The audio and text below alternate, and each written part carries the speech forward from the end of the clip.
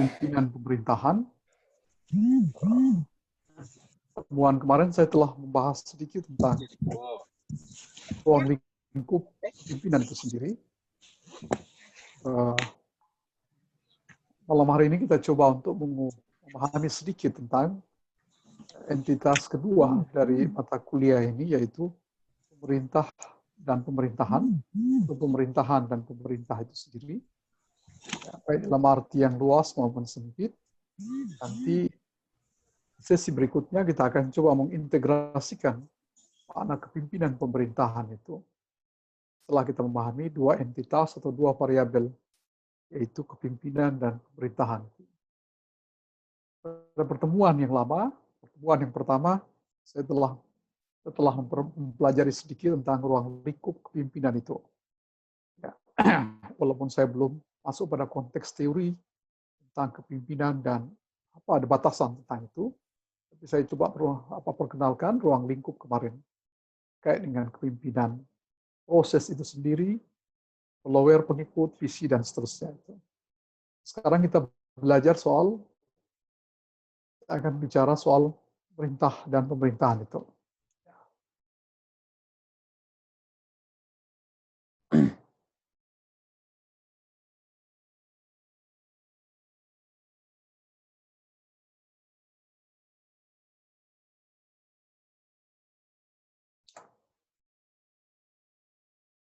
Mudah-mudahan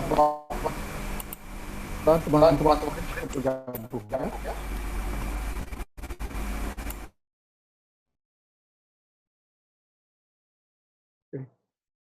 Ibu Dewi, kedengaran suara saya? Kedengaran, Prof. Kedengaran. Clear, Prof. Oke. Ibu Isti, kedengaran suara saya?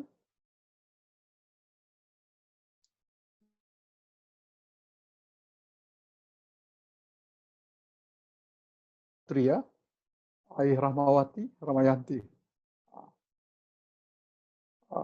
Kedengaran suara saya, Rahmayanti? Ibu Margaret?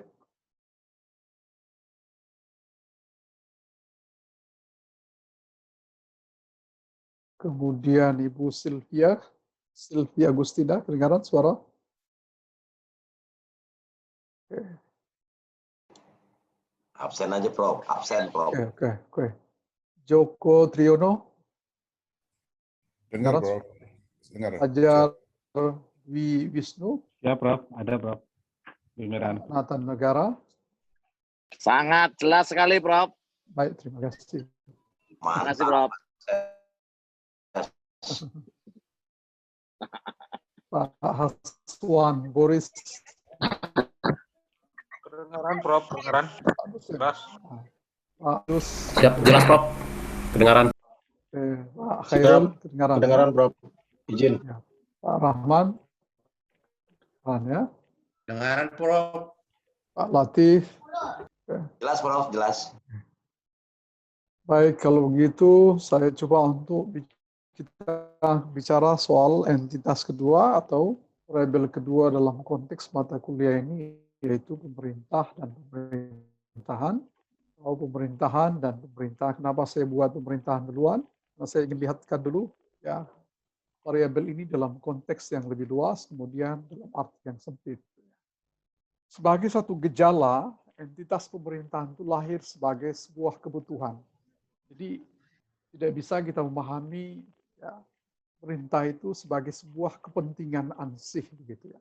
Kalau kita belajar di politik seringkali Bapak Ibu menganggap bahwa proses-proses dalam politik termasuk bagian dari politik itu yaitu pemerintahan.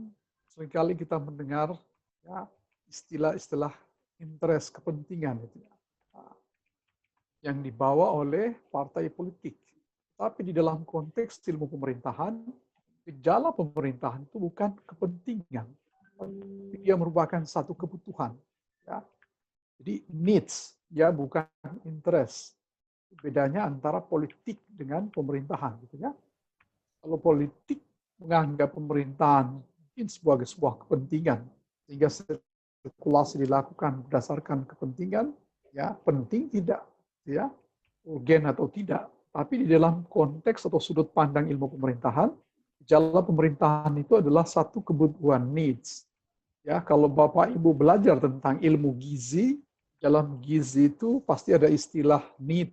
Ya, bagian atau esensi paling penting di dalam gizi itu, ya, biasanya disebut dengan need itu. Jadi kita butuh, ya, gizi. Kita butuh gizi. Tanpa itu, misalkan kita tidak bisa berbuat apa-apa, atau nilai makanan itu tidak berguna kalau tidak ada gizi itu. Gizi itu seperti dengan need sebenarnya, kebutuhan. Tanpa itu maka makanan tidak memiliki kualitas yang kita inginkan misalkan. Ya. Jadi itulah kebutuhan. Nah, pemerintah itu dalam sudut pandang pemerintahan adalah kebutuhan, bukan semata-mata kepentingan sebagaimana di dalam perspektif politik yang kita pelajari hari-hari ini. Ya. Tanpa pemerintahan, ya, maka kualitas dari proses-proses penyelenggaraan pelayanan itu tidak mungkin akan terjadi. Kedua, pemerintahan adalah gejala sosial yang tidak terhindarkan dan ada di mana saja. Ya, kalaupun Ibu, ya, Isti tidak suka dengan Jokowi dan pindah ke Singapura, maka sudah harus pasti tunduk dan patuh kepada, ya, Perdana Menteri Singapura. Kalau orang Papua tidak suka, ya, dengan Pak NMB, Pak Gubernur, lalu dia pindah ke Kalimantan Utara misalkan, maka suka tidak suka, mau tidak mau, dia harus tunduk kepada gubernur di Kalimantan Utara. Nah, itu menunjukkan bahwa gejala pemerintahan itu adalah satu hal yang tidak bisa dihindarkan. Kemanapun kita pergi, selalu berhadapan dengan pemerintahan. Sekalipun kita tidak suka dengan kepala desa di Cilenyi, kita pindah di, ya, desa Tanjung Sari, tetap saja kita berhadapan dengan kepala desa. Jadi pemerintahan itu ada di mana saja dan tidak bisa dihindari. Ya, persoalannya bukan soal kita bagaimana menghindari, tapi bagaimana membuat pemerintahan itu sehingga orang nyaman dan tidak lari dari pemerintahan itu. Itu yang jadi persoalan bagi kita. Karena kemanapun kita pergi, pasti kita akan berhadapan dengan pemerintah. Ya. Kita ke Eropa pun karena tidak suka dengan Pak Jokowi, tetap saja berhadapan dengan pemerintahan di sana. Atau lari dari Emmanuel Macron di Perancis ke sini, tetap saja berhadapan dengan pemerintahan. Yang ketiga, pemerintahan adalah proses di mana sekelompok orang yang memiliki kepercayaan mengelola kehidupan kolektif untuk mencapai tujuan bersama secara nyaman dan wajar. Pemerintahan adalah proses dari sekelompok orang yang memiliki kepercayaan. Siapa sekelompok orang itu? Orang-orang yang terpilih di antara banyak orang. Jadi orang banyak itu disebut dengan, ya, PAP. Saya pernah menyinggung soal istilah PAP. Ya, PAP itu dari bahasa, ya, Latin, artinya orang banyak. Ya. Kalau boleh kita buat simple, dia adalah kerumunan. Kerumunan juga itulah PAP. Ya. Jadi kalau ke PAP pasti isinya tidak mungkin satu orang, lebih dari satu. Nah, orang banyak itu mesti dipilih yang terbaik. Ya, makanya ada istilah primus inter pares. Ya, orang memilih orang baik, orang terbaik dari orang-orang baik itu. Jadi sekelompok orang baik itulah yang akan mengelola kehidupan kolektif untuk mencapai tujuan bersama secara nyaman dan wajar. Ya, nyaman artinya diterima, ya, dengan baik, wajar, setidak-tidaknya dia bisa mengelola pemerintahan itu pada tingkat paling minimal. Apa itu? Melindungi dari serangan luar atau melindungi serangan dari sesama itu. Ya, mungkin dia bisa memberikan pendidikan, memberikan kesehatan, setidak-tidaknya pada tingkat yang paling minimum. Makanya dengan standar minimal, gitu ya. Ada SPM, standar pelayanan minimal. Setidak-tidaknya pada tingkat itu wajar bisa diterima oleh masyarakat. Ya. Nah, kelompok orang itulah yang dipilih setiap tahun, setiap 5 tahun, setiap periode, diberi kepercayaan untuk mengelola kehidupan bersama. Inilah yang kita sebut dengan pemerintahan itu. Ya. Atau pemerintahan merupakan proses interaksi antara kelompok orang yang memerintah dengan sekelompok orang yang diperintah dalam mencapai tujuan bersama. Siapa orang-orang yang memerintah itu? Orang-orang yang dipilih dari sekelompok orang banyak itu, primus inter pares tadi. Ya. Kalau Bapak menemukan kemudian kok pemerintahannya buruk, bukan primus inter pares yang terpilih, tapi minus inter pares, gitu ya.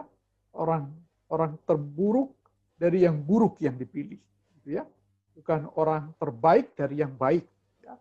Nah, makanya kalau lihat primus, ya ada nama apa itu namanya, pemain aktor itu namanya primus, itu yang terbaik. Ya, kalau beli BBM ada istilah premium, itu berarti yang paling tinggi tingkatannya. Ya, di atasnya ada lagi Dex dan seterusnya itu. Dia menunjukkan superioritas dari ya standar-standar itu. Ya, jadi kelompok orang yang terbaik itu disebut dengan primus. Ya, dari yang paling baik dari yang baik, primus inter pares. Ya, nah interaksi antara yang perintah itu dengan kelompok orang yang diperintah, inilah yang disebut juga dengan pemerintahan. Ya. Nah, yang berikut bahwa pemerintahan menunjukkan proses interaksi antara oleh badan-badan pemerintah dengan masyarakat. Nah, karena itu pemerintahan bisa diartikan dalam banyak konteks, gitu ya. Kalau kita baca misalkan Profesor Pamuji di dalam bukunya Kepemimpinan Pemerintahan Indonesia, dia menjelaskan bahwa pemerintahan itu menunjukkan pada setidak-tidaknya satu adalah institusi. Ya, makanya kita sebut dengan institusi pemerintahan. Ya. Nah, dalam konteks inilah pemerintah menunjukkan proses dari badan-badan pemerintah dengan rakyat. Ya. Nah, yang kedua kata Prof. Pamuji, pemerintahan itu juga menunjuk pada konteks orang. Ya. Jadi kalau tadi dia menunjuk institusi, kita bisa temukan misalkan kantor kepala desa X, kantor camat A, kantor gubernur Kalimantan Barat, ya, kantor pemerintah Republik Indonesia. Dia menunjukkan institusi. Yang kedua kata Prof. Pamuji, ya pemerintahan juga bisa menunjukkan pada subjek, dengan pemerintahan SBY, pemerintahan Obama, pemerintahan Trump, pemerintahan Joe Biden dan seterusnya. Gitu ya. Yang ketiga kata Prof. Pamuji, pemerintahan bisa menunjukkan pada sistem. Apakah itu sistem presidensial, sistem parlemen, atau mixed system, campuran dari kedua sistem pemerintahan itu. Dan yang terakhir, kata Prof. Pamuji, sebagai kutip pada Herman Wiener, bahwa pemerintahan itu menunjuk pada aspek proses. Nah, proses itu berkaitan dengan definisi yang kedua dan yang ketiga. Interaksi-interaksi antara yang memerintah dengan yang diperintah.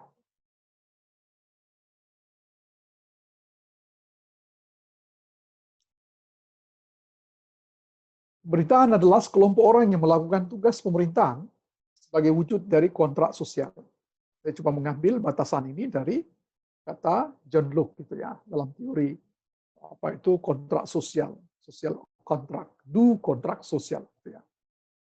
Kelompok orang yang melakukan tugas pemerintahan ya, sebagai wujud dari kontrak sosial. Jadi sosial kontrak dibikin, lalu siapa yang akan mewujudkan isi dari sosial kontrak itu?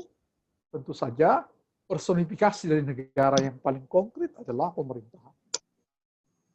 Nah, yang berikut bahwa pemerintah sebagian orang yang memiliki kewajiban menjalankan amanah orang banyak ke arah tujuan yang disepakati.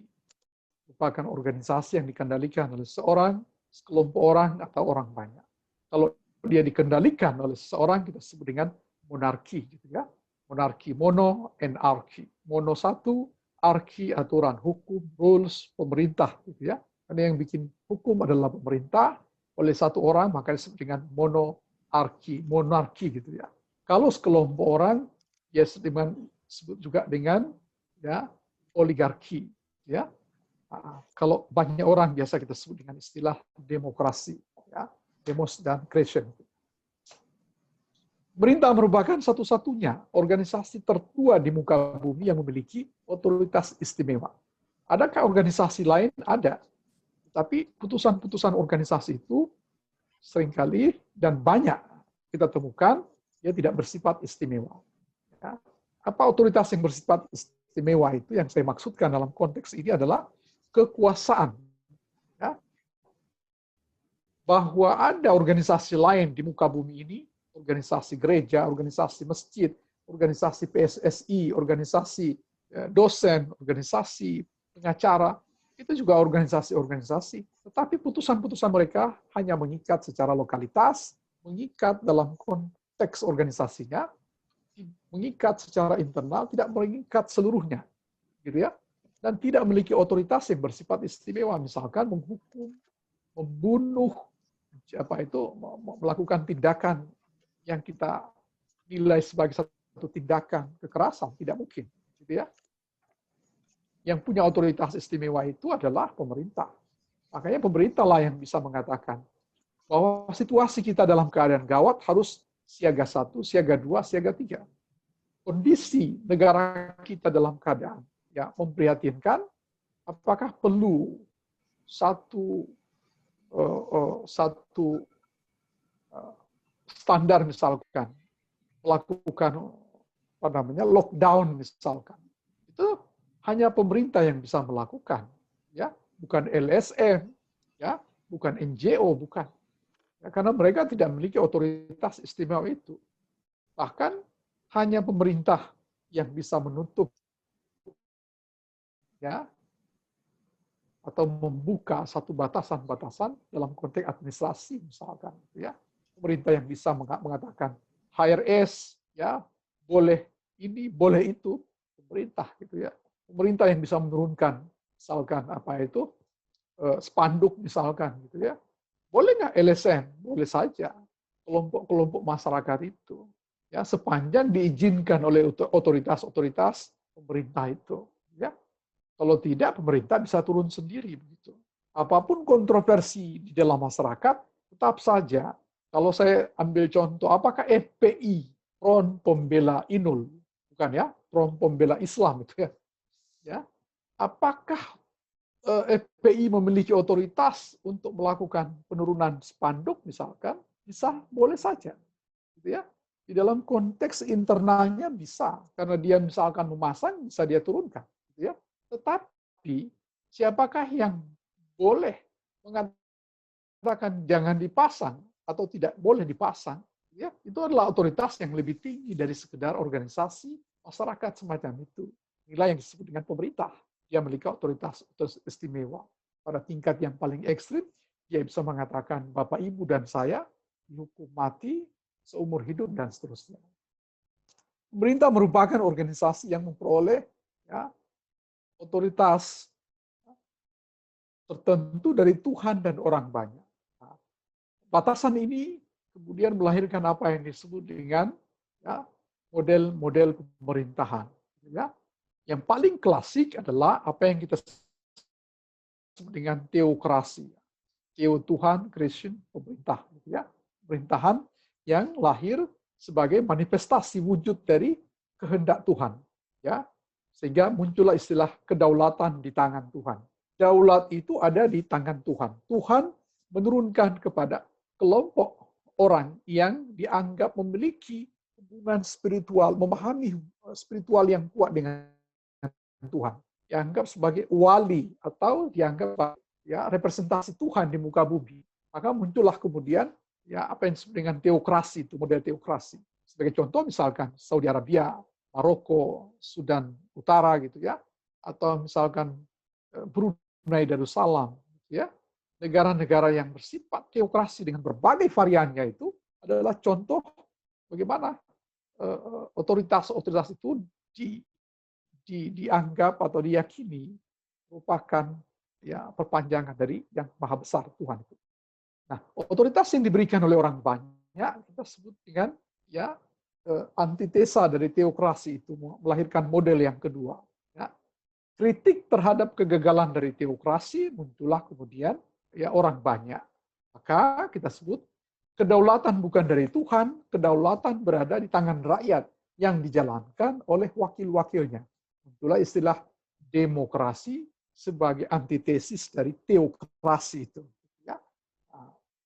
Dan hari ini kita menggunakan itu. Ya, sebagian besar negara-negara di dunia menggunakan, ya, otoritas dari orang banyak itu yang kita sebut dengan demokrasi itu. hanya sebagian kecil negara-negara di dunia ini yang masih mempertahankan otoritas dari Tuhan. Jadi kedaulatan di tangan Tuhan, sebagian negara, sebagian besar menggunakan model demokrasi, karena kedaulatan berasal dari orang banyak. Pemerintah menjalankan tugas jasa publik dan layanan sivil.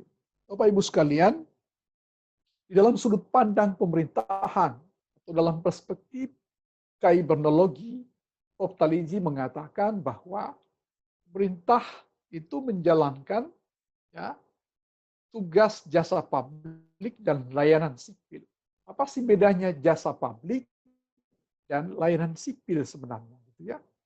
Saya nggak usah memberikan satu batasan yang definitif gitu ya. Ya mungkin bisa dipahami begini saja. Jasa publik itu adalah ya, semua fasilitas yang Bapak Ibu terima ya dalam bentuk sarana dan prasarana. Itu adalah wujud dari jasa publik pemerintah itu. Ya, pendidikan, kesehatan, pertanian, peternakan, fasilitas semua yang diberikan kepada masyarakat pada semua sektor, ya, pembangunan sarana dan prasarana, ya, jalan, jembatan, ya, itu adalah jasa publik. Ya. Nah, jasa publik itu dilakukan oleh pemerintah, ya, berasal dari ya, kewenangan yang bersifat rasional. Dia dipilih. Kita memilih pemerintah supaya pemerintah bisa melayani kita, ya, menyiapkan seluruh infrastruktur sarpras itu sehingga kita bisa hidup dengan layak, gitu ya. Bisa mendapatkan pendidikan yang layak, bisa mendapatkan kesehatan layak, bisa mendapatkan pekerjaan yang layak. Maka tugas pemerintah itu adalah menyediakan jasa publik. Ya, kewenangan menyediakan fasilitas publik itulah muncul dari rasionalitas kita. Kita pilih dia, maka secara rasional dia harus memberikan sebaliknya. Gitu ya. Nah, jadi kewenangannya kewenangan rasional sehingga menghasilkan jasa publik itu. Tetapi kalau layanan sipil, dia berkaitan dengan hak-hak sipil. Gitu ya. Layanan sipil, dia berkaitan dengan hak-hak sipil yang sejak kita lahir sampai kita mati, dia mesti dilindungi protection oleh pemerintah. Apa contoh layanan sipil itu? Ya, satu, pengakuan terhadap hak politik Bapak Ibu sekalian. Pengakuan terhadap ya eksistensi Bapak Ibu sekalian. Ya, maka layanan sipil bentuknya apa? Produknya apa? Produknya adalah KTP. Tanpa KTP Bapak tidak diakui sebagai warga negara. Dengan KTP Bapak sudah bisa memilih secara politik. Jadi diakui eksistensi kita sebagai warga negara, bagian dari city, ya, kota, citizen itu ya, warga negara di dalam satu negara, diakui secara politik sehingga kita bisa memilih dan dipilih, misalkan, gitu ya. Produknya adalah pengaku KTP, kartu keluarga, ya, kemudian paspor misalkan, gitu ya. Di Amerika Serikat atau di Australia paspor itu sama dengan KTP, dengan kartu keluarga di produk, gitu ya. Di Australia misalkan itu ya, paspor sama dengan KTP kartu keluarga di produk bersama dan diberikan kepada setiap warga negara. Mau keluar negeri atau tidak tergantung. Kalau Indonesia kan tidak. Ya, paspor itu kan tergantung kalau Bapak mau keluar negeri baru urus kan. Ya, kalau Australia saya dengar ya dia sama dengan KTP dengan kartu keluarga di produk sama-sama karena itu merupakan layanan sipil. Bagaimana negara memproteksi setiap warga negara kalau dia keluar negeri. Ya. Nah, dalam konteks layanan sipil itu, ya, dia tidak lahir dari satu konteks kewenangan, tapi dia lahir dari satu kewajiban. Ya. Ya. Konsekuensi dari layanan sipil, pengakuan terhadap ya, kewargaan, entitas eksistensi politik kita itu, yang produknya adalah KTP, kartu keluarga, paspor dan sebagainya itu, ya. Kartu kerja dan sebagainya itu adalah kewajiban menimbulkan implikasi kepada pemerintah sehingga lahirlah kewajiban, ya. Jadi layanan sipil itulah kewajiban pemerintah dalam konteks pengakuan terhadap setiap individu di dalam negara itu. Ya. Tapi kalau jasa publik tadi adalah pemenuhan terhadap seluruh ya fasilitas warga negara itu. Dia lahir dari kewenangan yang bersifat rasional. Tapi kalau layanan sipil dia menghasilkan implikasi sebagai satu kewajiban, maka suka tidak suka, mau tidak mau, pemerintah harus menyediakan ya KTP, menyediakan kartu keluarga dan sebagainya. Maka dalam konteks itu ya yang bisa kendati pun dua-dua ini dimonopoli oleh pemerintah, baik jasa publik maupun layanan sipil, yang bisa didesentralisasikan atau yang bisa diprivatisasi itu adalah jasa publik, tol, ya, tol laut, tol jalanan, ya, bangunan mal segala macam bisa diprivatisasi ke swasta. Gitu ya. Ya, karena itu adalah kewenangan rasional yang bisa didelegasikan, bisa diprivatisasi dan sebagainya. Tetapi layanan sipil, pengakuan terhadap ya rights, terhadap hak asasi dan sebagainya, pemenuhan terhadap hak asasi manusia dan sebagainya, itu nggak bisa diprivatisasi. Itu kewajiban. Ya. Kewajiban itu tidak boleh diprivatisasi, kata Prof. Talizi. Yang bisa diprivatisasi adalah jasa publik. Ya.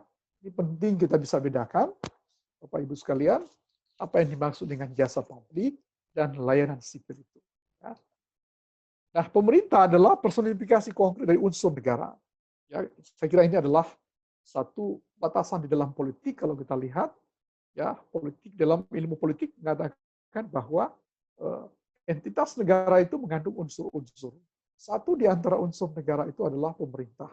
Selain teritorial, ya kedaulatan dan teritorial, kedaulatan dan people. Ya. Pemerintah dalam arti luas adalah keseluruhan cabang kekuasaan yang dibagi dalam eksekutif, legislatif, dan yudikatif. Ya. Dalam arti luas. Kalau dalam arti sempit tentu saja kita pahami adalah eksekutif. Saya kira ini adalah pemahaman yang sangat ya, mendasar. Kalau di tingkat sarjana, Bapak Ibu sekalian, bisa bedakan dalam arti luas dan arti sempit, saya kira. Pemerintah menunjuk pada badan organisasi, saya kira sama tadi. Nah, menurut McIver di dalam Meriam Budiarjo, dia mengatakan bahwa pemerintahan adalah perusahaan terbesar dari segala perusahaan manusia yang ada. Ya, ini mirip dengan batasan yang saya sampaikan tadi.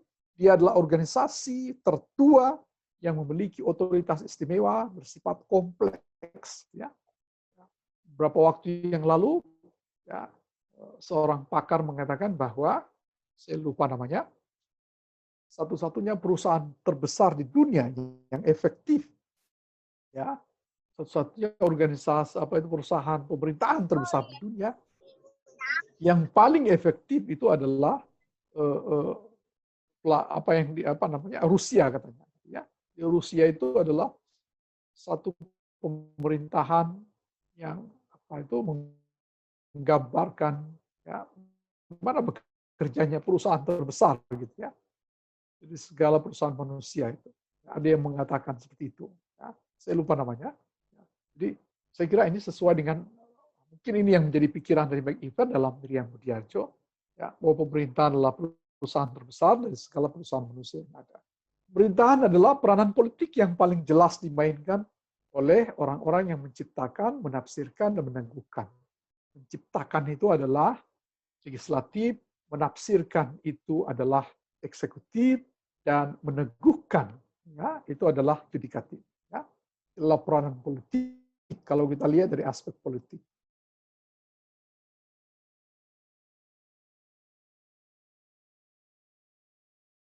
Ya, pimpinan. Ya. Nah, karena itu di awal saya mengatakan kalau kita bicara kepimpinan sudah pasti tidak akan jauh dari konteks pemerintahan. Setiap gejala kepimpinan pasti ya, gejala pemerintahan. Nah, dalam konteks manajemen apalagi dia pasti berkaitan dengan fungsi-fungsi kepimpinan. Ya, tentu Bapak masih ingat pelajaran manajemen pada tingkat dasar.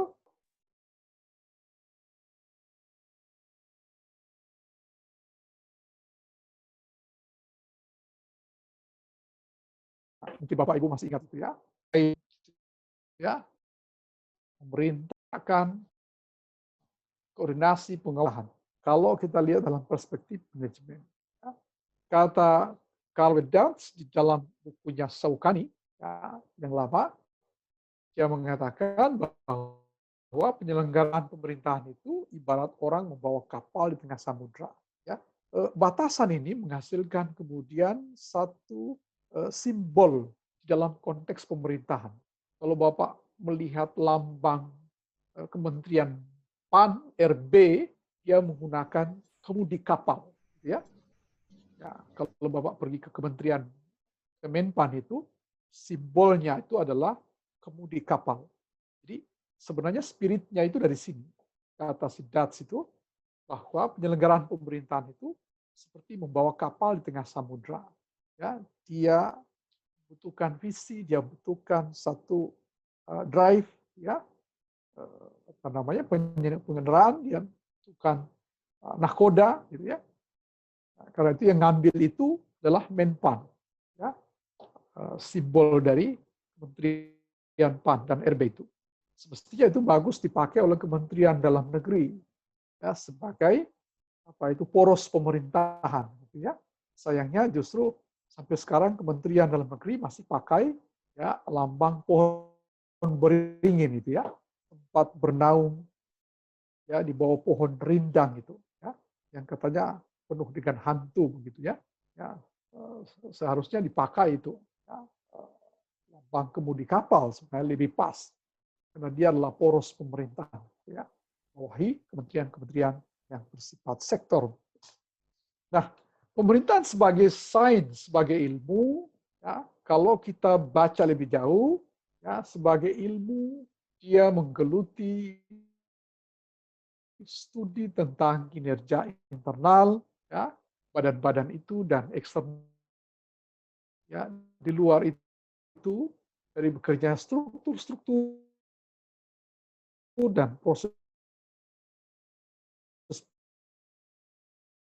jasa publik dan layanan sipil. Profesor Salizuddin Raha dalam kriminologi ya, tentang perbedaan antara jasa publik dan layanan sipil itu. Nah, fungsi pokok pemerintahan itu tentu saja kata Rias Rashid pertama adalah fungsi public service, ya, fungsi melayani. Bahwa seluruh departemen yang Bapak masuki hari ini semuanya melayani, ya.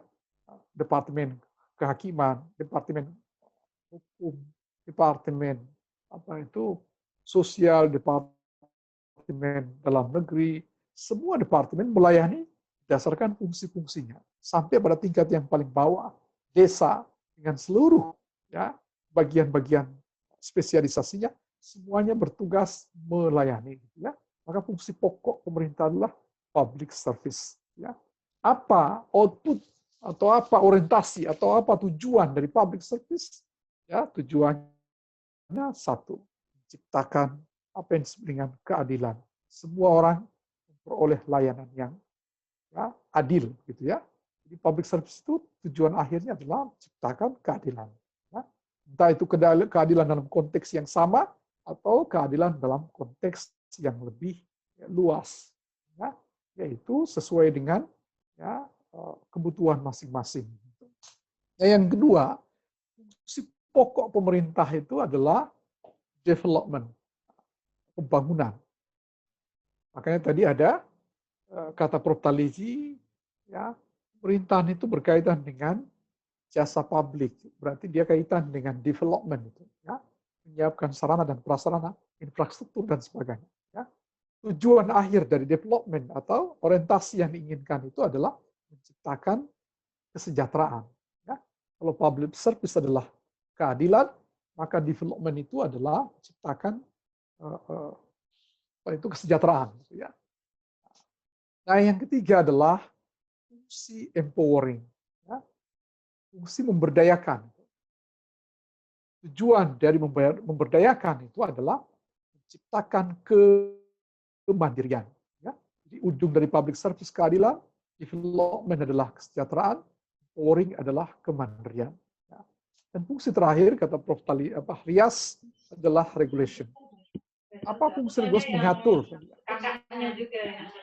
ya, mengatur, ya. Tentu saja produk dari atau bentuk konkret dari fungsi ini adalah aturan-aturan untuk menciptakan Enggak, social order. Ya. Nah, Sabtu Minggu. regulasi Cuma pada Sabtu. akhirnya bertujuan untuk Kadang-kadang menciptakan di luar cuma ketertiban. Sabtu, tapi sering ya rutinnya cuma Betul Sabtu. ambil riset kan? Enggak, Enakan kuliah ya, apalagi online. Iya ya. tatap muka tadi pagi. Ayo suaranya itu. Oke, Mas, kedengaran suara saya ya, Bapak Ibu? Dengar, Prof. Ya. Oke, saya lanjutkan sedikit ya. Nah, fungsi pemerintahan yang terakhir adalah regulasi. Tujuan regulasi adalah menciptakan ketertiban. Ya. Jadi public service ya adalah keadilan, development adalah kesejahteraan, empowering adalah kemandirian, sedangkan regulasi adalah tujuannya menciptakan ketertiban social order ya dalam masyarakat. Nah, inilah saya kira pemahaman kita. Saya memperkenalkan sedikit tentang apa itu pemerintah dan pemerintahan. Ya, saya coba kunci dengan satu ya kesimpulan yang pendek saja. Kalau kita ingin memahami pemerintahan, setidak-tidaknya dalam konteks 4 hal saja.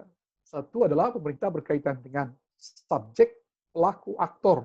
Ya, kita sebut sebagai contoh pemerintahan SBY, pemerintahan Jokowi, pemerintahan Soeharto, Obama, Joe Biden, dan sebagainya. Kedua, pemerintahan berkaitan dengan institusi, lembaga-lembaga, ya, institusi publik kita sebut dengan pemerintah, lembaga-lembaga, organisasi, struktur-struktur, ya, itu biasa kita sebut juga dengan pemerintah, ya, pemerintahan. Dia bekerja, ya, dengan fungsi-fungsinya. Nah, yang ketiga, pemerintah kalau kita ingin pahami, atau pemerintahan kalau kita ingin pahami, ya, bagaimana sistem itu ya kerja, dan di dalam konteks pengetahuan kita tahu ada sistem pemerintahan yang bersifat presidensial, parlemen, mixed system, dan sebagainya. Ya.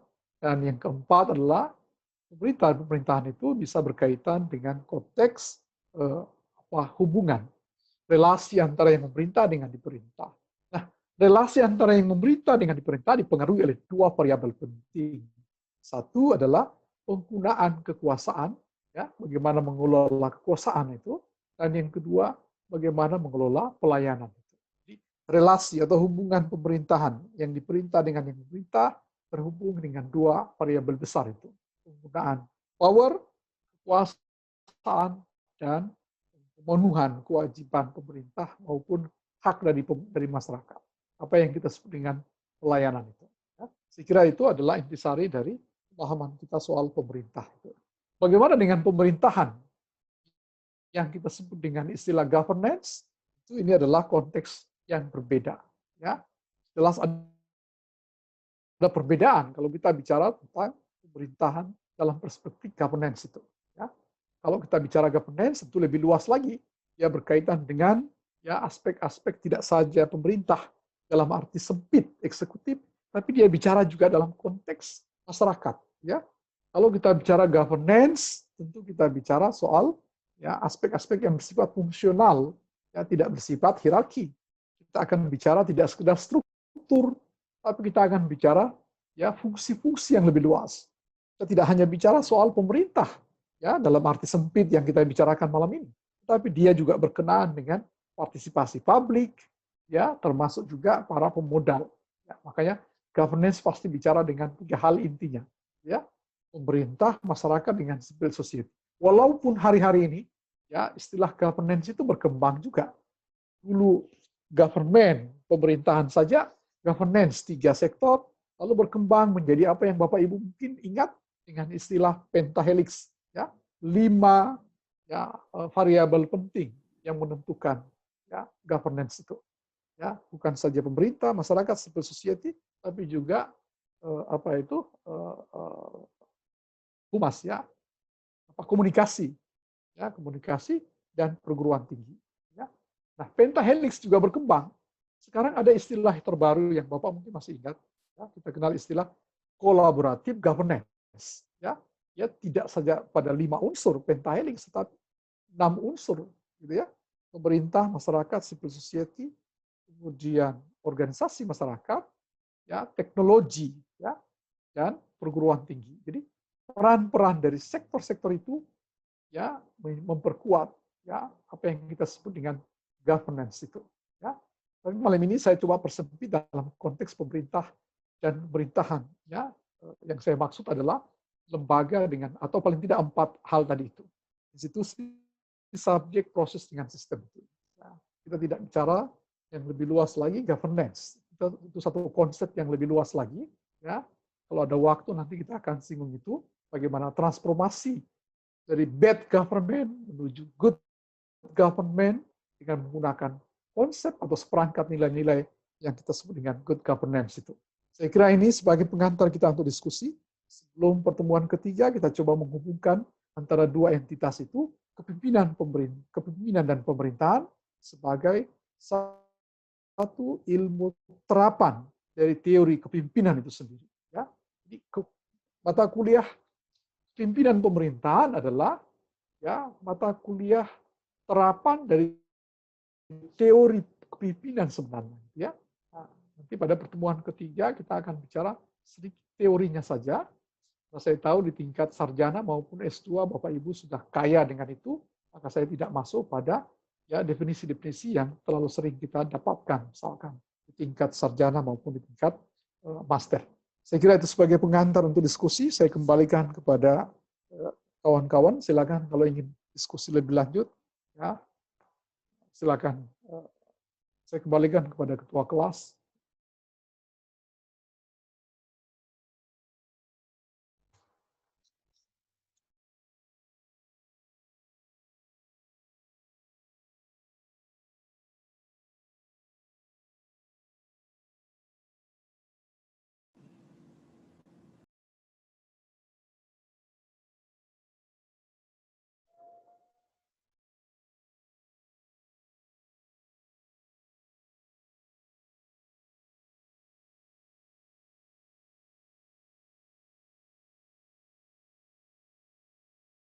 Silakan Pak Arif atau selamat malam yang baru bergabung, Pak Edi, Faisal, ya, Pak Eko, Ibu Fajar, Pak Epi Ardini, Putri atau Putra Pak ya? Sorry.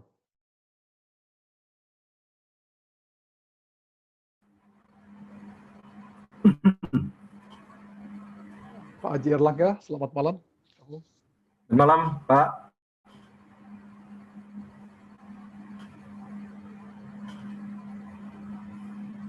Pak Joko, selamat malam. Oh, Ibu Epi ya, saya kira tadi saya kira Epi Ardini adalah putra, rupanya putri ya. Iya, Prof. Selamat malam, Prof. Malam ya. Iya, saya boleh nanya, Prof? Oh, boleh, silakan. Ini waktunya untuk diskusi. Ya, tadi fungsi pemerintah salah satunya tadi saya sempat baca di slide itu empowering ya. Yes. Empowering, pemberdayaan, betul ya, Prof ya? Ya. Saya ingin tahu indikator keberhasilan pemerintah dalam memberdayakan masyarakat itu apa ya, Prof ya? Oh, saya kira ini perlu satu kupasan khusus kalau kita bicara soal pemberdayaan. Ini konsep yang luas ya. Tapi saya berikan saja frame sedikit saja gitu ya. Konsep ini saya kira luas. Kalau dalam perspektif politik ini kan pemberdayaan ini konsep awalnya itu adalah konsep pembangunan sebenarnya gitu ya.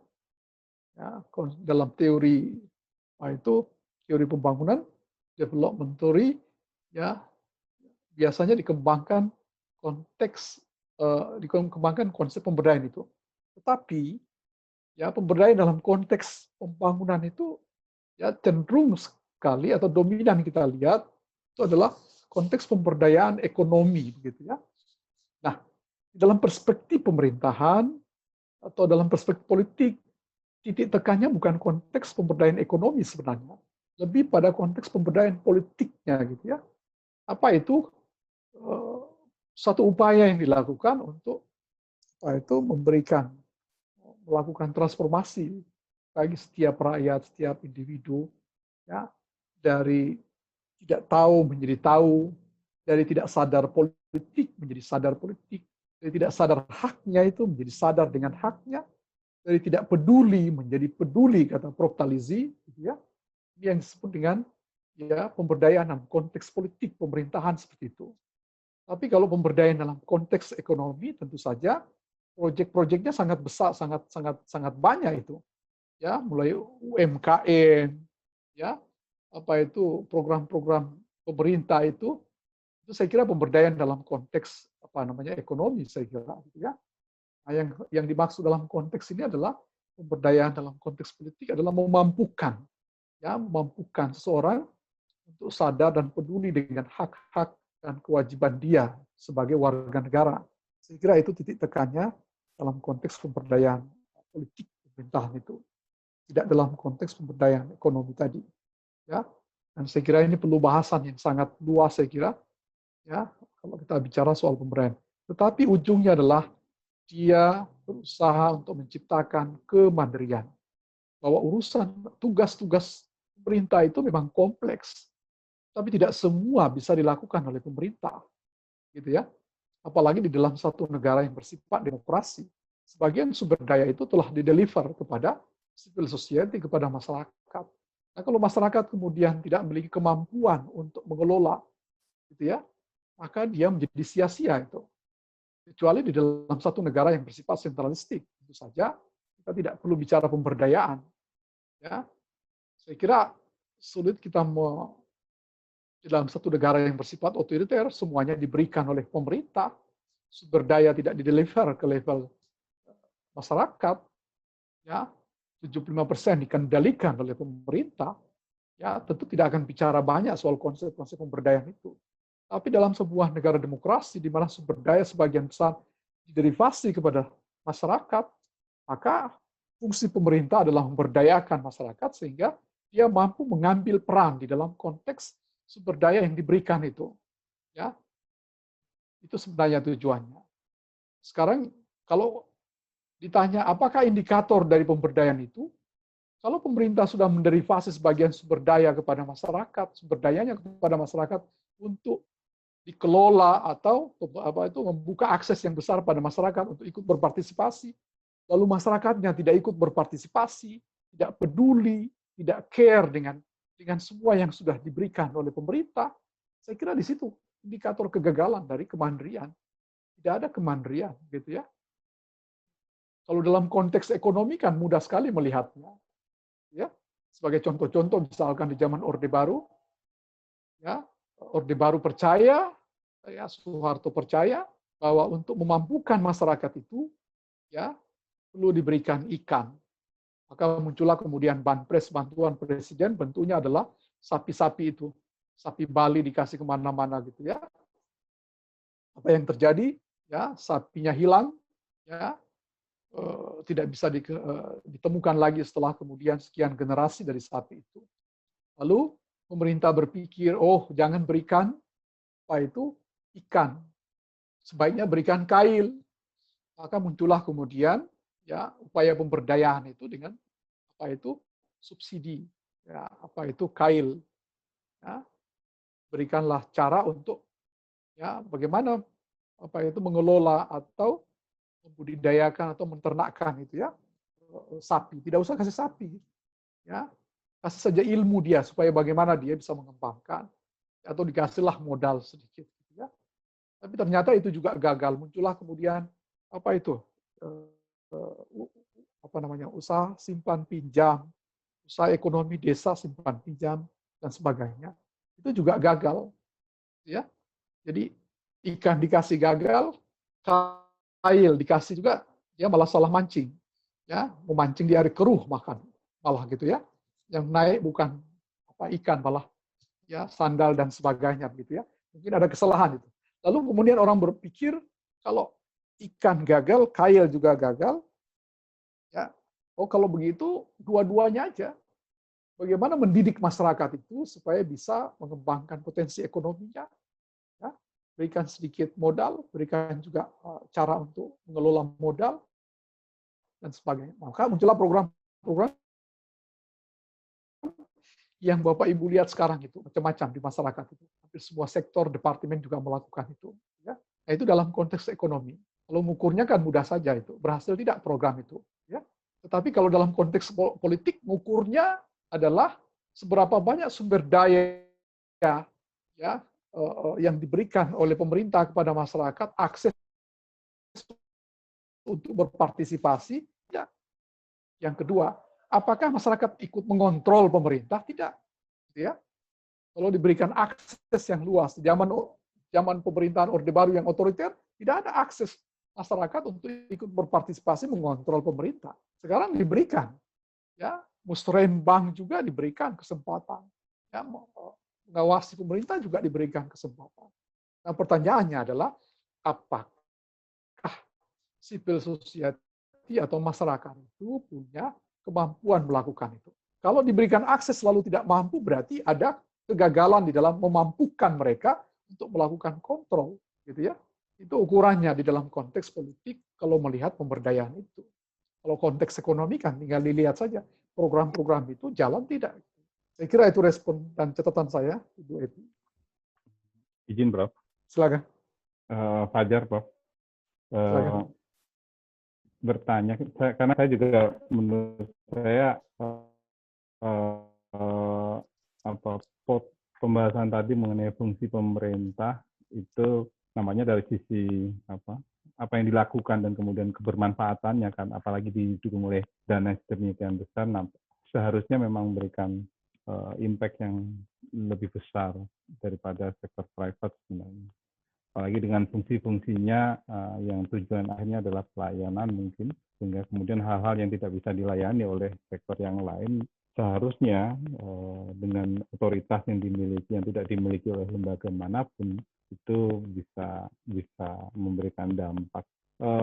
Pertanyaannya adalah ketika saya dulu artinya saya dulu lebih banyak di luar pemerintahan gitu.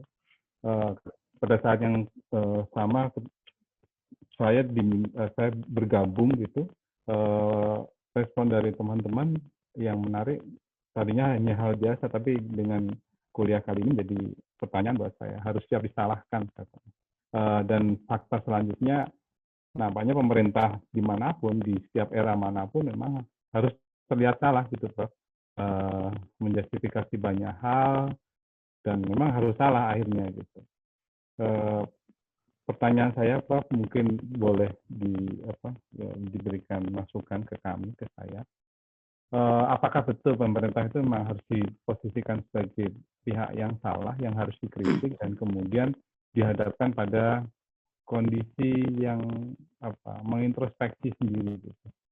Bukan pada kondisi yang lebih nyaman untuk melakukan tugas dan fungsinya, sehingga bisa memberikan dampak yang lebih luas. Saya pikir itu pertanyaan kami, Prof. Terima kasih. Ya, ini pertanyaan yang sangat menarik, Pak, ya. Pertanyaan Pak Fajar di Wardani. Ya, kalau Bapak baca lebih jauh tentang kibernologi misalkan, ya, jilid 1 dan 2, ya, dia nanti akan menjelaskan itu dengan baik. Tapi Bapak harus temukan di halaman mana itu, ya. Kecuali Bapak ke kantor saya akan bukakan langsung. Karena ada 2 jilid besar yang pasti Bapak akan pusing membacanya. Saya coba berikan satu, ya, deskripsi gitu, ya. Tentu itu berkaitan dengan fakta-fakta hari ini. Ya. Menarik sekali. Gitu ya. Apakah pemerintah selalu harus disalahkan atau berada di level-level terendah? Di dalam konteks kibernologi, kata Prof. Talizi, gitu ya, bahwa posisi pemerintah di dalam relasi antara pemerintah dengan yang diperintah itu tidak harus selalu bersifat hierarki. Ya. Dia bergantung konteks. Kapan dia bisa bersifat horizontal, bahkan kapan pemerintah itu berada di level bawah, rakyat yang memiliki kedaulatan berada di level atas. Ya. Sebagai contoh misalkan, Bapak Ibu sekalian, ketika pemilu dengan pilkada yang dilakukan misalkan tingkat daerah maupun tingkat nasional dengan pemilu, pertanyaannya siapa yang di atas, siapa yang di bawah? Ya. Kalau saya sebagai pemerintah memohon-mohon, meminta-minta, kalau saya ikut pilkada sekarang, saya meminta-minta suara rakyat itu, ya, berarti posisi rakyat itu di atas. Saya dalam konteks itu berada di bawah karena saya memohon untuk meminta vote ya, meminta suara. Jadi dalam konteks hubungan itu dia tidak bersifat pemerintah di atas, tetapi sekarang pemerintah di bawah, rakyat di atas itu. Ya. Tetapi di dalam kita di atas, rakyat di bawah. Gitu. Terus ada saatnya kemudian dia bersifat horizon. Ya. Apalagi kalau kita si pemerintah, civil society dengan pemegang modal kapital misalkan ya, masyarakat, entrepreneurship dengan pemerintah, itu bukanlah satu hubungan yang bersifat struktural, tapi dia satu hubungan yang bersifat fungsional ya. Saya berikan satu hubungan, kata Prof. Talizi, bahwa produk dari civil society, produk dari masyarakat itu atau civil society itu adalah vote, suara, gitu ya. Suara kemudian dikonversi menjadi ya kekuasaan atau kewenangan bagi pemerintah. Jadi pemerintah butuh suara dari ya elemen masyarakat. Nah, kewenangan yang diperoleh dari suara pemerintah itu digunakan untuk memberikan ya, kesempatan akses kepada elemen yang ketiga, yaitu swasta. Swasta itu kan punya modal, tetapi untuk membangun segala sesuatu dia butuh lisensi, izin. Izin itu kan dari pemerintah. Nah, pemerintah memberikan lisensi kepada swasta, swasta membangun, gitu ya. Nah, pemerintah tidak mungkin memberikan lisensi kalau dia tidak punya otoritas. Dia punya otoritas, dia peroleh dari masyarakat. Nah, lalu apa yang diperintahkan pemerintah kepada swasta? Membangun untuk melayani masyarakat. Jadi produk dari swasta itu adalah ya fasilitas, infrastruktur segala macam yang dia bangun untuk apa? Untuk masyarakat. Masyarakat berikan produknya suara kepada pemerintah. Pemerintah butuh suara. Pemerintah mengeluarkan kewenangan otoritas untuk berikan lisensi ya kepada swasta itu. Jadi relasi ketiga itu sangat kuat dalam konteks governance. Tidak ada yang lebih kuat. Ketiga-tiganya bergantung ya kepentingan ya dalam hubungan itu. Jadi kalau Bapak Ibu baca kibernologi, dia menyatakan bahwa hubungan-hubungan yang bersifat hierarki itu tergantung kadang-kadang posisi pemerintah di bawah, masyarakat di atas atau sebaliknya. Nah, kalau kita lihat fakta-fakta hari ini, Bapak Ibu sekalian, menyelesaikan masalah misalkan dalam kasus ya yang Bapak lihat hari ini, penurunan spanduk dan segala macam, simple. Ya. Andainya kemudian pemerintah dengan civil society ya bisa berkomunikasi dengan baik, saya kira energi kita tidak akan terbuang habis untuk masalah ini, Pak. Gitu ya. Mudah mengendalikan ya kerumunan, mudah mengendalikan emosi masyarakat. Kita tidak perlu menurunkan kekuatan ya show of force yang berlebihan, gitu ya. Dan itulah fungsinya bagaimana kita bisa saling berhubungan, gitu ya, dalam konteks governance itu. Ya, saya butuh ya masyarakat juga butuh saya itu. Dalam sosiologi, pemerintah itu adalah merupakan produk dari masyarakat, maka sudah seharusnya dia berhubungan dengan masyarakat. Ya, jadi jawaban saya adalah relasi antara yang memerintah dengan yang diperintah dalam perspektif, dalam sudut pandang ilmu pemerintahan, dia bergantung pada konteks. Kapan dia di atas, kapan dia di bawah. Tidak selamanya pemerintah itu berada di atas dan masyarakat berada di bawah. Ya, dalam kasus pilkada macam begini, semua orang datang ke rumah saya untuk meminta suara, ada pilihan-pilihan. Ya, jadi kita ya berada di atas, pemerintah berada di bawah. Saya kira itu catatan saya, Pak. Tadinya saya berpikir begini, Pak. Mungkin hal tersebut tadi siang memang pas ada kuliah komunikasi pemerintahan, Pak. Jadi saya membacanya memang kemudian yang paling ujung tombaknya di komunikasi, dan tadi sampaikan Pak Prof, saya sepakat sekali bahwa even kemudian yang kita lihat contoh yang disampaikan tentang penurunan spanduk, kalau saya mungkin di komunikasi terkait cipta kerja namanya, ada beberapa klaster yang nampaknya sulit sekali, tapi kemudian ketika dikomunikasikan memang ya hasilnya tentu berbeda begitu. Sehingga energinya tidak terlalu banyak untuk disampaikan di publik, atau tidak terkesan atau mengesankan pemerintah menjadi terlalu salah terus begitu. Tapi tadinya sebelum saya tanya ke Pak Prof tentang ini, asumsi saya adalah apakah mungkin pemerintah selalu dalam posisi yang salah itu karena memang pemerintah sendiri adalah produk politik, bukan hanya tidak ada kajian akademis atau teknokrasi, pendekatan teknokrasi yang menunjukkan seperti yang Pak Prof sampaikan tadi. Asumsi saya sendiri ya mungkin memang harus salah karena memang ini politik sehingga terkesan harus salah gitu. Apakah memang itu juga salah satu faktor gitu, Pak Prof? Ya, di dalam kita ini seringkali mengklaim bahwa, ya, saya kira bagus sekali diskusi ini. Saya kira kita seringkali mengklaim bahwa kita adalah sebuah negara demokrasi. Tetapi faktanya kalau kita lihat, kita kadang-kadang lupa perilaku kita itu masih perilaku otoritarianisme, ya. Sistem politik Orde Baru yang bersifat otoritarianisme seringkali tidak semuanya habis hilang begitu saja. Kadang-kadang sekalipun wajah di depan itu adalah sistem politiknya demokrasi, faktanya perilaku kita adalah masih bersifat otoriter. Salah satu contoh adalah kita sulit sekali memaafkan atau sulit sekali menyatakan bahwa kita keliru misalnya, gitu ya. Kalau di negara-negara demokrasi itu sangat mudah sekali pemimpin-pemimpin itu mengatakan, gitu ya. Kalau kita ingin sejatinya dalam sebuah negara demokrasi, dia kalau salah pasti mengatakan bahwa pemerintah mohon maaf ada kesalahan seperti ini dan kami mohon maaf seperti kita naik pesawat itu ya. Selalu saja kalau terlambat, delay, pramugari disuruh oleh pilot untuk menyampaikan permohonan maaf, ya. Sekalipun kita kesal karena delaynya sampai berjam-jam, atau kita kesal gara-gara AC tidak dinyalakan sementara kita menunggu dalam pesawat sudah berkeringat, tetap saja pemerintah pilot melalui pramugari mengatakan bahwa kami mohon maaf begitu ya. Saya kira sejatinya seperti itu. Tetapi di dalam konteks sistem politik otoriter itu jarang sekali kita menemukan pemerintahnya mau menyatakan maaf, ya. Karena pemerintah dalam sistem politik otoriter, kata Prof. Rias Rashid, ya, menganggap bahwa seluruh ya pengetahuan sumber-sumber dikuasai secara sentralistik oleh pemerintah. Maka pemerintahnya yang lebih tahu tentang segala hal, gitu ya.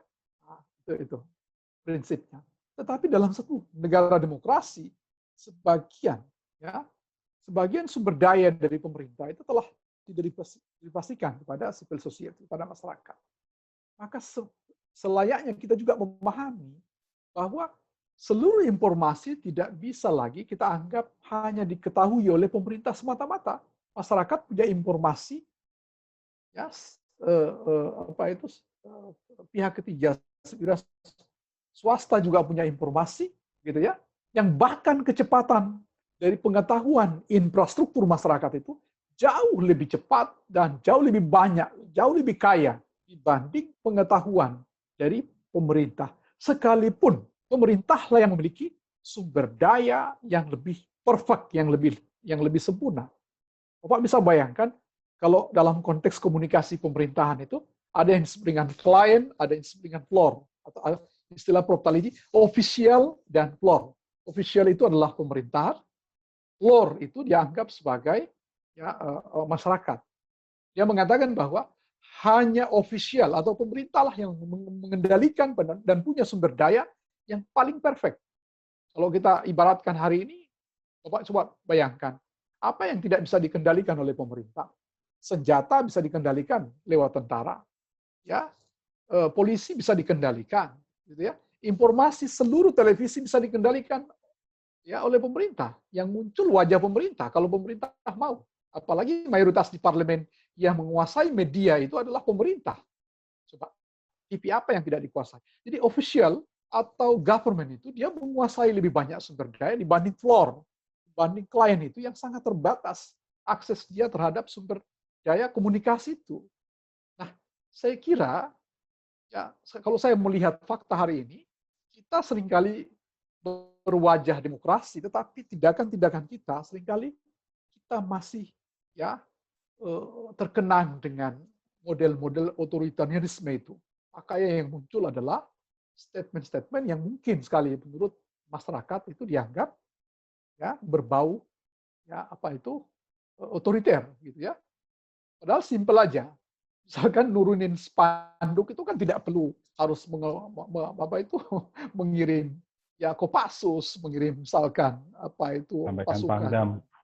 Ya, saya kira itu kan sudah berlebihan sekali ya. Dan masyarakat kata ini kelebihan dari Gus Dur gitu ya. Kalau kita bicara pemerintahan, perbandingan Gus Dur itu kelebihan dia adalah mampu ya meletakkan supremasi sipil itu di atas segala-galanya gitu ya. Ya, itu sebenarnya Gus Dur itu sebenarnya adalah wajah demokrasi yang sesungguhnya sebenarnya, walaupun kita pasti belum sepaham dengan dia pada masa itu begitu ya. Ya, saking jauhnya visi beliau itu sehingga kita sulit untuk menjangkau pikiran dia dengan satu loncatan demokrasi yang sangat liberal gitu. Ya. Nah, Bapak bisa lihat Menteri Pertahanan saja dia pasang di situ dulu Mahfud MD begitu ya. Ya, Panglima itu dia gilir.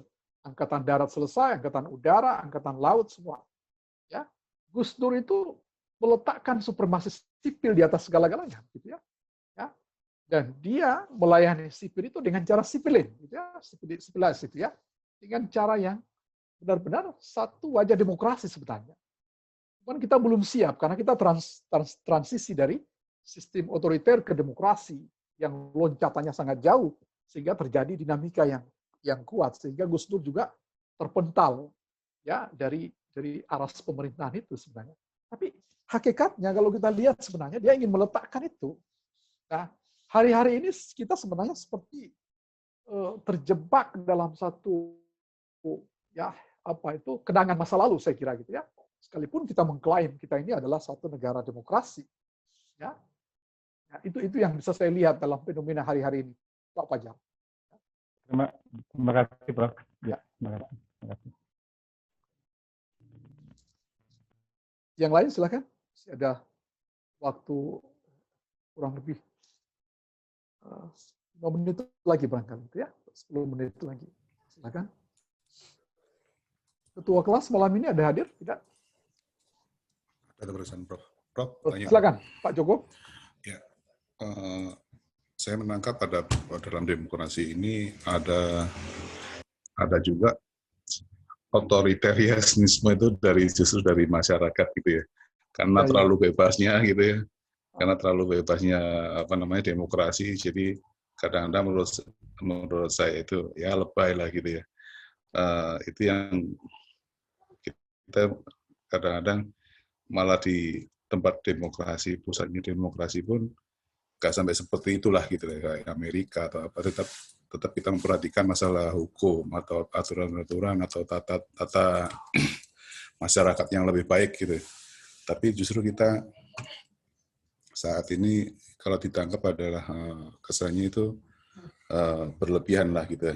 Menurut penilaian saya. Ya.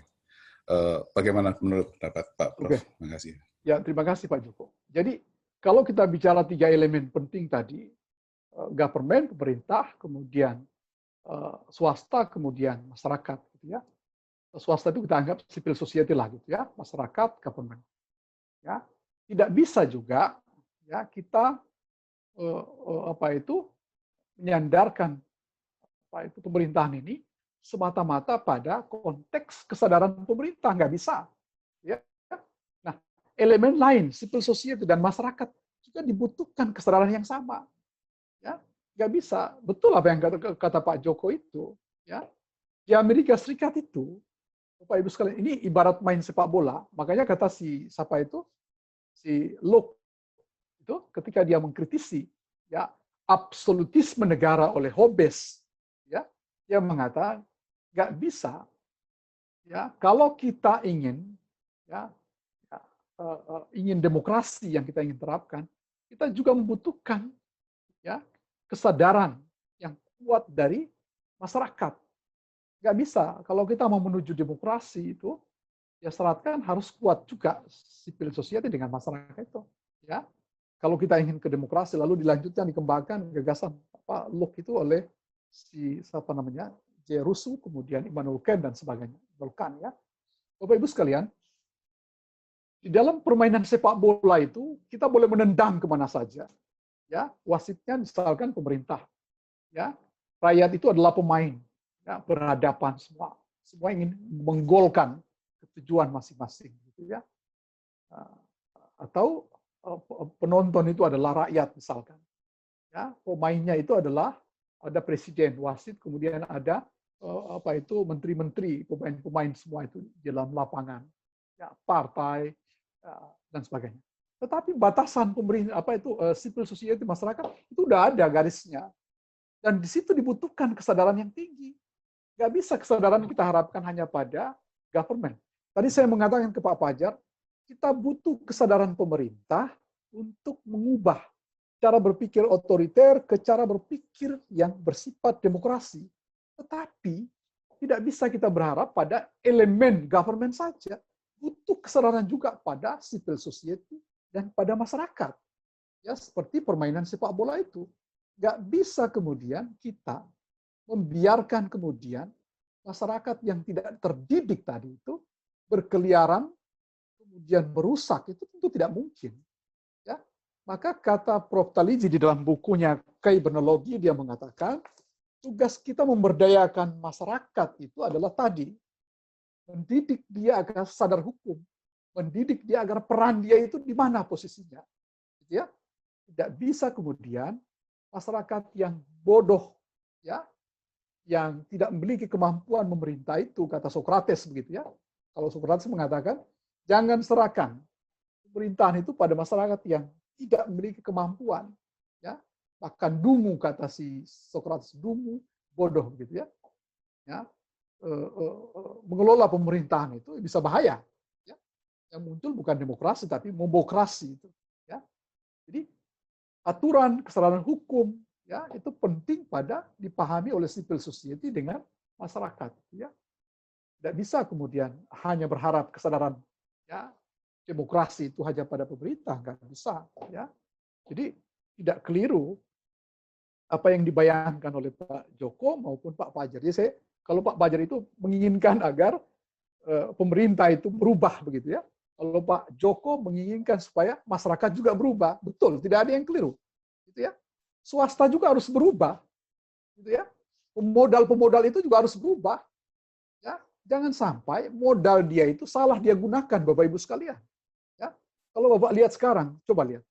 Pemodal itu ngirimin apa itu? Bunga-bunga. Apa itu? Di depan Polda, di depan Pangdam itu apa namanya? Karangan bunga. Karangan bunga. Ya, Bapak lihat begitu banyak karangan bunga. Pertanyaannya, siapa yang ngirim itu? Gitu ya. Pasti para pemodal semua itu. Gitu ya, ngirim. Itu kesadaran dari swasta juga dia tidak punya kesadaran yang cukup bahwa sumber daya dia, kapital modal dia tidak boleh digunakan juga untuk mendorong perpecahan, konflik dan sebagainya. Itu juga keliru. Jadi kita juga butuh kesadaran dari ya civil society, kita butuh kesadaran dari pemegang modal itu. Kalau salah modalnya dipakai, yang terjadi seperti sekarang. Dia bisa modali preman, bisa modali karangan bunga, bisa modali macam-macam untuk menciptakan tabrakan antara yang memerintah dengan yang diperintah, antara civil society dengan masyarakat. Itu juga keliru, ya. Kita juga butuh kesadaran itu. Nah, untuk itu maka dibutuhkan konsep tadi, yaitu yang kita bahas pertama, pertanyaan Ibu Epi, perlu ada pemberdayaan pada masyarakat. Kesadaran dia, kesadaran hukum, kesadaran politik, kesadaran sebagai warga negara, kesadaran dalam relasi antara dia dengan pemerintah. Begitu juga kelompok-kelompok pemodal itu. Ya, ini yang terjadi sekarang seperti itu kalau saya lihat Bapak Ibu sekalian. Tiga ini, ya, yang satu dengan modal menabrakkan antara yang memerintah dengan yang diperintah, gitu ya. Sementara yang satu juga kesadaran sebagai masyarakat juga, ya, sebagai civil society juga rendah, gitu ya. Sementara pemerintah juga kadang-kadang, ya, kenangan tentang masa lalu, ya, otoritarisme juga muncul sewaktu-waktu. Nah, inilah yang saya kira mestinya kita sama-sama harus bisa mendidik ketiga subkultur itu, Bapak Ibu sekalian.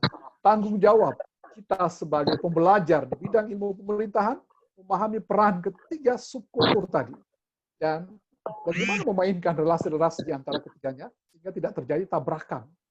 Ya, padahal fungsi masyarakat itu, pemerintah membutuhkan masyarakat dalam konteks politik, produknya adalah vote, suara.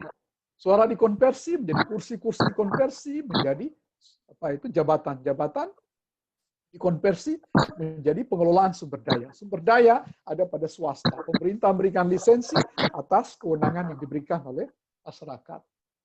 Swasta membangun untuk jasa publik yang dibutuhkan oleh masyarakat. Jadi ketiga komponen itu saling membutuhkan, saya kira. Dan kita butuh kesadaran tiga-tiganya. Nanti kita akan bicara soal itu kalau lebih spesifik. Mestinya kalau saya bisa bertemu Bapak dalam mata kuliah pengantar itu matrikulasi ilmu pemerintahan, nanti sebenarnya ada penjelasan soal relasi antara subkultur kekuasaan, subkultur ekonomi, dan subkultur sosial, SKK, SKE, dan SKS sebagai inti dari sudut pandang kibernologi itu. Ya, sayangnya saya nggak ketemu Bapak di situ, di matrikulasi. Ya, kalau saya bisa jelaskan itu, nanti akan terhubung pertanyaan Pak Joko, pertanyaan Pak Fajar, ya, sehingga koridor kita, di mana subkultur kekuasaan, di mana subkultur ekonomi, dan di mana subkultur sosial itu berperan. Ya.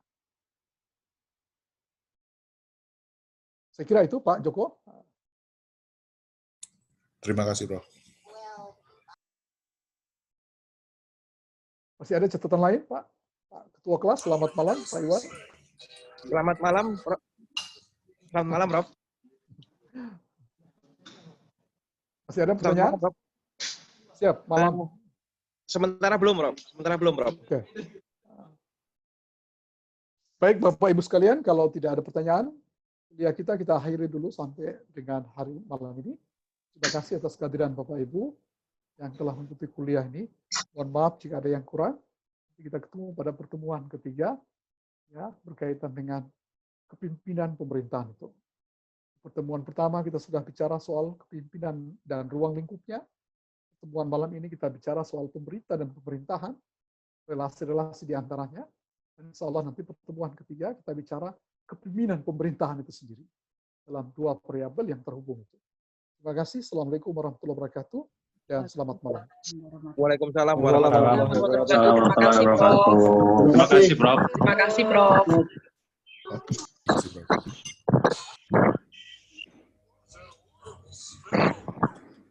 Habis ini ada kuliah lagi kayaknya.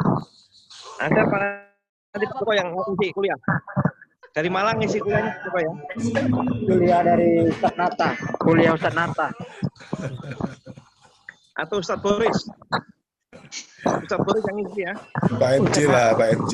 Pak MJ lah jadi. Negara mana? Ustaz Nata Negara. Sumbernya jadi sumber narasumber Pak MJ.